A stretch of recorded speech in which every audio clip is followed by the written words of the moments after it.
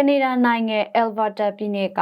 လွတ်လပ်ရေးလူလားသူတွေကလူထုဆန္ဒခံယူပွဲဖြစ်မြောက်ဖို့စ조사နေကြပါတယ်။ကနေဒါနိုင်ငံရဲ့ရေနံနဲ့သဘာဝဓာတ်ငွေအဓိကထွက်ရှိတဲ့အယ်ဗာတာပြည်နယ်မှာဗဟိုအစိုးရရဲ့စီးပွားရေးနဲ့သဘာဝပတ်ဝန်းကျင်ဆိုင်ရာစီးမြင်တွေပေါ်မကျေနပ်တဲ့အတွက်ခွဲထွက်ရေးလှုပ်ရှားမှုတွေအရှိန်မြင့်လာနေပါတယ်။ခွဲထွက်ရေးလူလာတဲ့ဒေသခံတွေဟာ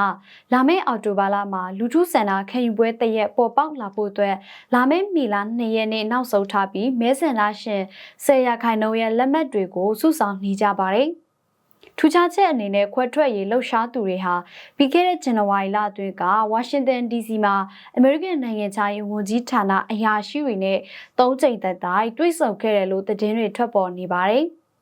အဲ့ဒီတွေ့ဆုံမှုမှာခွဲထွက်ရေးအောင်မြင်ခဲ့ရင်အမေရိကန်ကနေချင်းငွေထုတ်ပေးဖို့နဲ့အယ်ဗာတာကနေအမေရိကန်ကိုရင်နံပိုက်လိုင်းအသစ်တွေ့တန်းဖို့ကိစ္စတွေတင်ပြခဲ့ကြပါတယ်။ကနေဒါဝန်ကြီးချုပ်သည့်မက်ခါနီကတော့အမေရိကန်အနေနဲ့ကနေဒါရဲ့အချုပ်အခြာအာဏာကိုလေးစားဖို့တိုက်တွန်းထားပါတယ်။စစ်တမ်းတွေအရအယ်ဗာတာပြည်နယ်သား20%ခန့်ဟာခွဲထွက်ရေးကိုထောက်ခံနေကြတယ်လို့ဆိုပါတယ်။